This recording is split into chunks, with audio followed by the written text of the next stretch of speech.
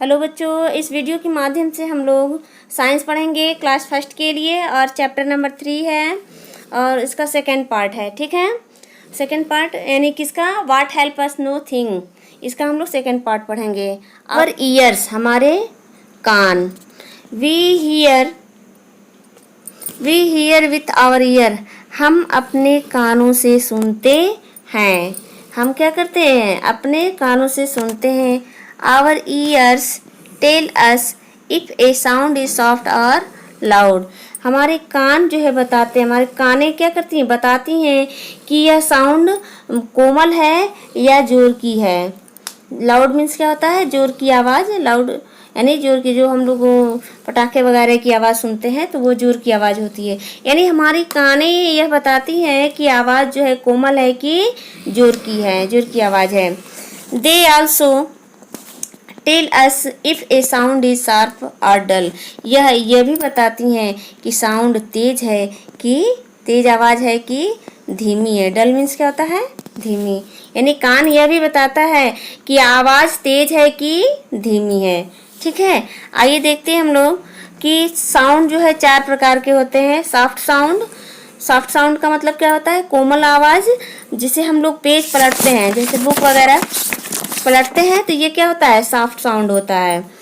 तो दूसरा है लाउड साउंड, यानी जो पटाखे वगैरह हम लोग छोड़ते हैं दिवाली वगैरह में, दिवाली में तो ये पटाखे जो छोड़ते हैं ना, ये तो उस समय की आवाज़ होती है, जोर की आवाज़ होती है।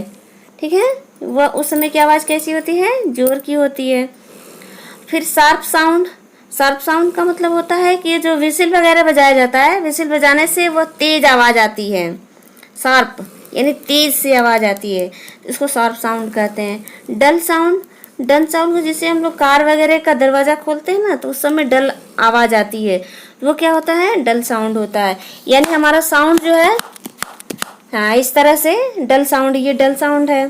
तो साउंड हमारा जो है 4 प्रकार का होता है। कौन कौन, soft sound, loud sound, sharp sound and dull sound. ठीक है, चलिए आगे देखते हैं हम लोग। एक्टिविटी है, एक्टिविटी में आप हियर एंड टेल सुनिए और बताइए। ठीक है, तो इसमें कह रहा है कि tap on different thing like a book, table, wall, bowl, glass with a pencil. कह रहा है tap a different thing with a pencil. Tap means बजाना, जैसे आप किसी चीज़ को बजाएंगे किसी के सहारे। यहाँ पर कह रहा है कि आप अपने पेंसिल से, यहाँ पेंसिल दिखा रहा है ना, ये पेंसिल से क्या करेंगे, विभिन्न प्रकार की वस्तुओं पर आप टैप करेंगे यानी बजाएंगे। विथ ए पेंसिल यानी पेंसिल के द्वारा आप विभिन्न प्रकार की वस्तुओं को टैप करेंगे यानी बजाएंगे। जैसे like a book, table, wall, bowl, glass, जैसे एक किताब पर, मेज पर, दीवार पर, कटोरे पर और गिलास पर। यानी कह रहे हैं कि आप विभिन्न प्रकार की वस्तुओं पर पेंसिल से बजाएं। जैसे किताबें हैं, टेबल है, दीवार है, कटोरा है और गिलास है।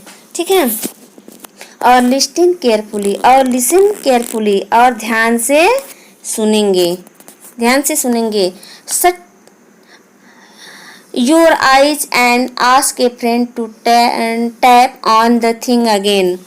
शट योर आइज यानी आप जो है अपनी आँखों को क्या करेंगे, बंद करेंगे। एंड आस्क ए फ्रेंड, अपने दोस्त से कहेंगे, to top on the thing again, वस्तुओं पर फिर से टॉप करे, बजाए। Can you tell what your friend is tapping on, क्या आप बता सकते हैं कि आपके मित्र ने आपका मित्र क्या बजा रहा है। Can you tell what your friend is tapping on, यानी क्या आप बता सकते हैं कि आपका मित्र क्या बजा रहा है। ठीक है, मतलब कह रहा है कि आपका मित्र क्या बजा रहा है, किस वस्तु पर बजा रहा है, कौन सी साउंड आ रही है, आप इसे पहचानिए। कहने का मतलब ये था। ठीक है, आगे आइए हम लोग। आवर टंग, हमारी जीभ, हमारी जीभ भी क्या है, महत्वपूर्ण अंग है हमारे जीवन मुख का।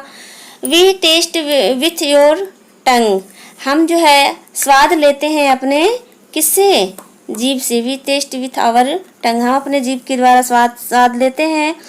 Our tongue help us know salty sweet, bitter and sour test.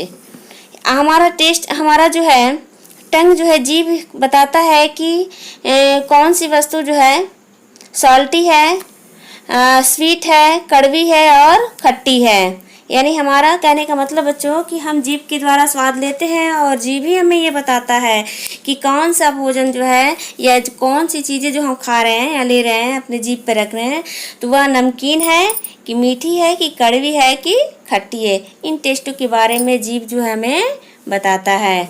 ठीक है बच्चों, ठीक है। आइए, ये है आपका जो है, ये आपका चैप्टर जो है समाप्त होता है।